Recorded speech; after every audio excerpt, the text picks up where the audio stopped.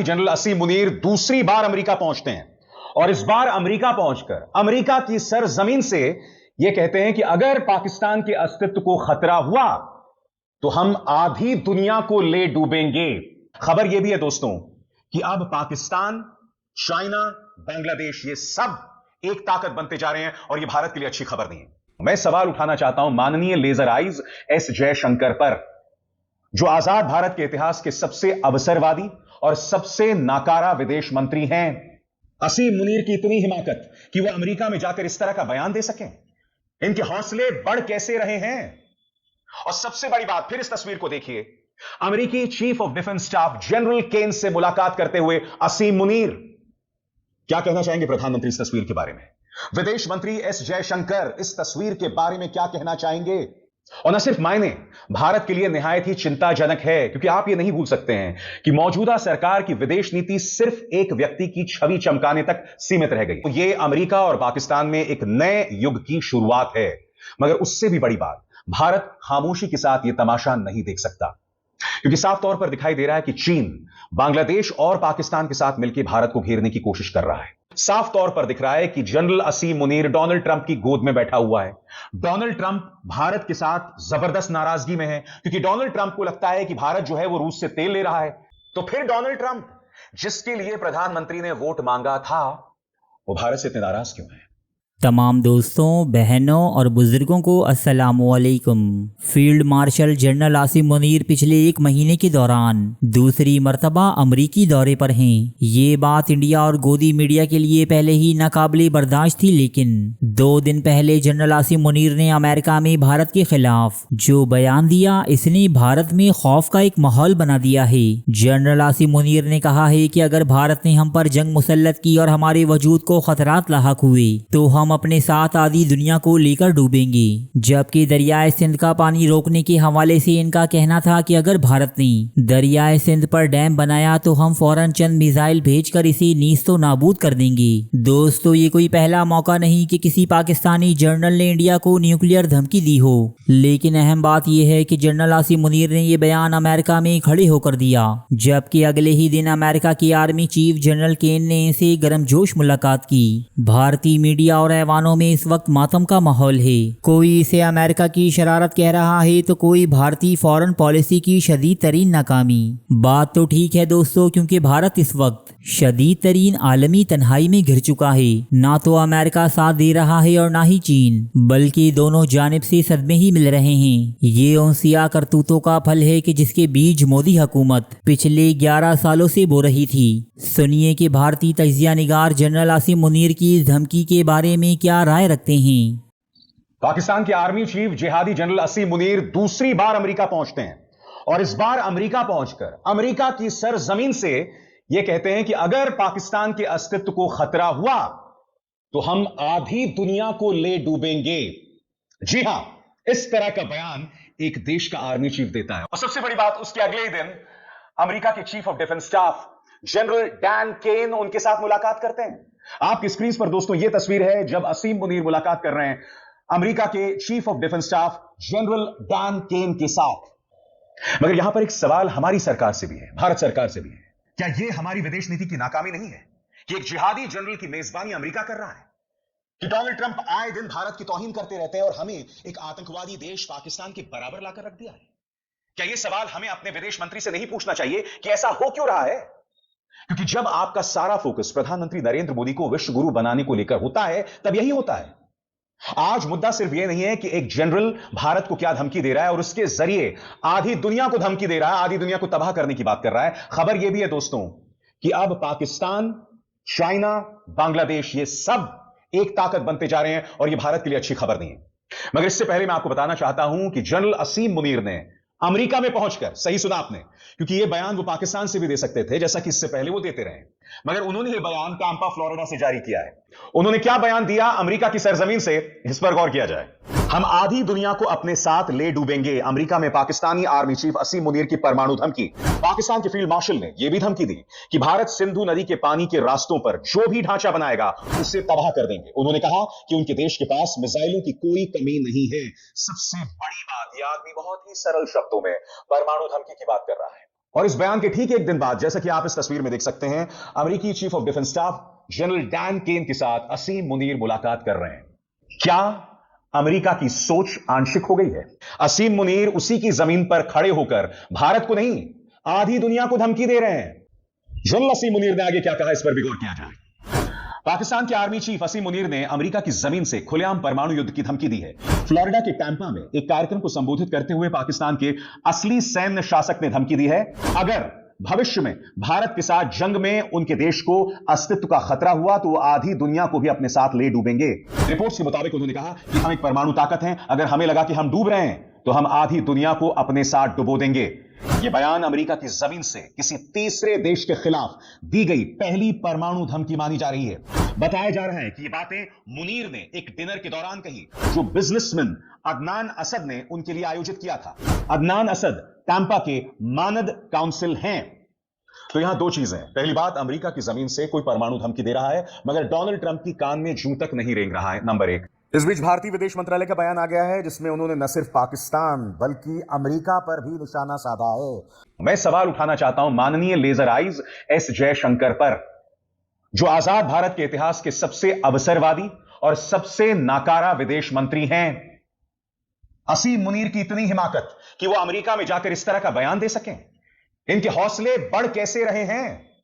और सबसे बड़ी बात, फिर इस तस्वीर को देखिए, अमेरिकी chief of defence staff general Caine से मुलाकात करते हुए असीम मुनीर। क्या कहना चाहेंगे प्रधानमंत्री इस तस्वीर के बारे में? विदेश मंत्री एस जयशंकर इस तस्वीर के बारे में क्या कहना चाहेंगे?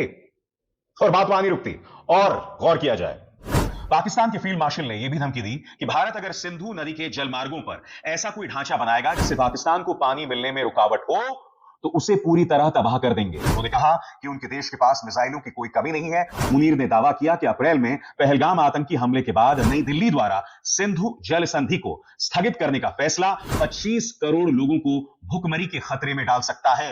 रिपोर्ट्स के मुताबिक उन्होंने कहा, हम भारत के डैम बनाने का इंतजार करेंगे और जैसे ही वो बनाएगा फिर 10 मिसाइल से फायरिंग कर देंगे। सिंधु नदी हिंदुस्तान की खानदानी मिल्कियत नहीं है, हमें मिसाइलों की कमी नहीं है, अल्हम्दुलिल्लाह।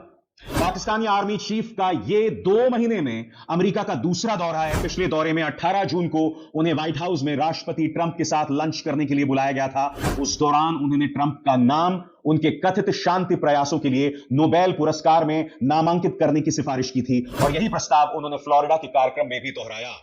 आगे इस शख्स ने भारत को क्या धमकी दी है, और यहां पर सिर्फ धमकी नहीं दी है, जो भद्दी मिसाल दी है, इससे पता चलता है इस आदमी की सोच क्या है। गौर फरमाइए, उन्होंने एक भद्दी मिसाल देते हुए कहा, भारत चमक रहा है, हाईवे पर फरारी जैसी तेज रफ्तार से आती मर्सिडीज है, लेकिन हम बजरी से भरा हुआ एक डंप ट्रक हैं। अगर ये ट्रक कार से टकरा गया तो नुकसान किसका होगा? मुनीर कह रहे हैं कि पाकिस्तान बजरी से भरा हुआ ट्रक है और भारत एक मर्सिडीज है।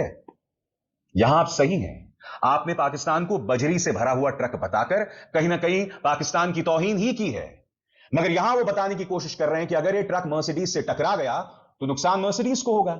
भारत के लिए इसके क्या मायने हैं? और न सिर्फ मायने, भारत के लिए निहायत ही चिंताजनक है, क्योंकि आप ये नहीं भूल सकते हैं कि मौजूदा सरकार की विदेश नीति सिर्फ एक व्यक्ति की छवि चमकाने तक सीमित रह गई है। भारत के हितों की बात करें तो हमारे पास एक निहायत ही नाकारा विदेश मंत्री है। लिहाजा अब सरल शब्दों में मैं आपको बतलाने वाला हूं, जनरल मुनीर ने जो जनरल डैन केन के साथ मुलाकात की है, इसके मायने क्या है। मेरे एक एक शब्द पर गौर कीजिएगा आपकी स्क्रीन पर। मुख्य पहलू और नतीजा, सबसे पहले सैन्य रिश्ते मजबूत करना। मुनीर ने अमेरिकी chairman joint chief of staff general Dan Caine से मुलाकात की, जिसमें दोनों ने सैन्य सहयोग और सुरक्षा मामलों पर चर्चा की। मुनीर ने जनरल कैन को पाकिस्तान आने का न्योता भी भेजा। दूसरा, सेंटकॉम सेरेमनी में शामिल होना। उन्होंने अमेरिकी सेंट्रल कमांड यानी सेंटकॉम के कमांड बदलने के कार्यक्रम में हिस्सा लिया, जहां उन्होंने रिटायर हो रहे जनरल माइकल ई कोरेला की तारीफ की और नए कमांडर एडमिरल ब्रैड कूपर का स्वागत किया। रिश्तों का नया दौर शुरू करना। मुनीर ने इस दौरे को पाक अमेरिकी रिश्तों में एक नए आयाम की शुरुआत बताया, जिससे सकारात्मक और टिकाऊ साझेदारी पर जोर दिया गया। इसके बाद कूटनीतिक और आर्थिक पहल। उन्होंने अमेरिकी पाकिस्तानी डायस्पोरा से भी मुलाकात की और निवेश बढ़ाने की अपील की। ट्रंप प्रशासन ने एक नए व्यापार समझौते और संभावित तेल सौदे की घोषणा की थी। फिर क्षेत्रीय स्थिरता और आतंकवाद रोधी सहयोग। अमेरिका ने पाकिस्तान को आतंकवाद रोधी प्रयासों में बेहतरीन पार्टनर बताया, खासकर बलूचिस्तान और अन्य इलाकों में। दोनों ने मध्य पूर्व तनाव और वैश्विक हालात पर भी चर्चा की, जिसमें पाकिस्तान के अमेरिका चीन बैलेंस की नीति को भी मान्यता दी गई।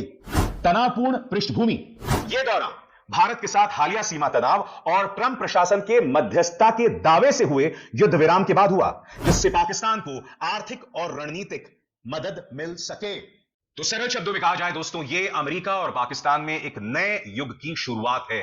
मगर उससे भी बड़ी बात, भारत खामोशी के साथ यह तमाशा नहीं देख सकता, क्योंकि साफ तौर पर दिखाई दे रहा है कि चीन बांग्लादेश और पाकिस्तान के साथ मिलकर भारत को घेरने की कोशिश कर रहा है। इसके अलावा इस महीने के अंत में प्रधानमंत्री नरेंद्र मोदी चीन जा सकते हैं। क्यों? क्योंकि माय फ्रेंड डोनाल्ड ट्रंप ने भाजपा सरकार को धोखा दे दिया है।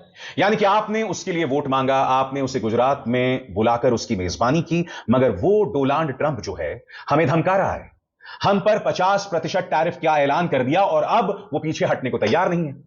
लिहाजा भारत के लिए ये हालात बहुत चिंताजनक हो जाते हैं। मगर उससे भी ज्यादा चिंताजनक जनरल असीम मुनीर और जनरल डैन केन की साझेदारी। इसके मायने क्या हैं और भारत के लिए क्या चिंता है, इस पर गौर कीजिए एक एक करके आपके स्क्रीन पर। भारत की मुख्य चिंताएं। पाकिस्तान को संभावित अमेरिकी सैन्य मदद। भारत ने अमेरिका को औपचारिक रूप से चिंता जताई है कि पाकिस्तान को दी जाने वाली सैन्य मदद और एडवांस हथियार भारत के खिलाफ इस्तेमाल हो सकते हैं, जिससे सुरक्षा खतरे बढ़ेंगे। इसके बाद परमाणु धमकी में इजाफा, क्योंकि जनरल असीम मुनीर ने क्या कहा कि हम तो डूबेंगे सनम, तुम्हें भी ले डूबेंगे। उन्होंने यह कहा कि अगर हमारे अस्तित्व को खतरा आया तो आधी दुनिया खत्म हो जाएगी। और यह है भारत की दूसरी बड़ी चिंता। अमेरिका दौरे के दौरान असीम मुनीर ने खुलेआम भारत को परमाणु हमले की धमकी दी, यह कहते हुए कि अगर पाकिस्तान के अस्तित्व को खतरा हुआ तो वह अपने हथियारों का इस्तेमाल कर सकता है, जिसे बेहद भड़काऊ और अस्थिर करने वाला बयान माना जा रहा है। इसके अलावा भारत पर कूटनीतिक दबाव बढ़ सकता है। कैसे? गौर किया जाए। पाक अमेरिका सैन्य बातचीत के मजबूत होने से भारत के लिए पाकिस्तान पर सीमा पार आतंकवाद को लेकर दबाव बनाना मुश्किल हो सकता है और पहलगाम हमले जैसे मामलों के बाद पाकिस्तान को अंतर्राष्ट्रीय स्तर पर अलग थलग करने की कोशिशें कमजोर पड़ सकती हैं। मुद्दा सिर्फ यह नहीं कि असीम मुनीर अमेरिका पहुंच के किस तरह का बयान दे रहे हैं। मुद्दा यह है कि बांग्लादेश, जी हां बांग्लादेश, अब चीन और पाकिस्तान की गोद में बैठ रहा है, भारत से दूर होकर। आपके स्क्रीन पर इस खबर पर गौर कीजिए। बीबीसी की खबर है, भारत से दूर चीन पाकिस्तान के कितने करीब पहुंचा बांग्लादेश। मैं फिर आपसे पूछना चाहता हूं, भारत की विदेश नीति में ऐसी क्या नाकामी सामने उभर कर आ गई कि ये तीनों देश सामने एक साथ हो गए? याद कीजिएगा, राहुल गांधी ने इस बात का जिक्र किया था आज से कुछ सालों पहले कि इस सरकार की एक खासियत रही है, यानी कि भाजपा सरकार की, कि पाकिस्तान और चीन करीब आ गए। उनके इस बयान का मजाक बनाया गया था और फिर ऑपरेशन सिंदूर पर जो बहस हुई थी, राहुल गांधी ने उसे फिर दोहराया था। डोनाल्ड ट्रंप भारत के साथ जबरदस्त नाराजगी में है, क्योंकि डोनाल्ड ट्रंप को लगता है कि भारत जो है वो रूस से तेल ले रहा है, जिसके लिए प्रधानमंत्री ने वोट मांगा था। वो भारत से इतने नाराज क्यों है? क्या हम इसे नजरअंदाज कर सकते हैं?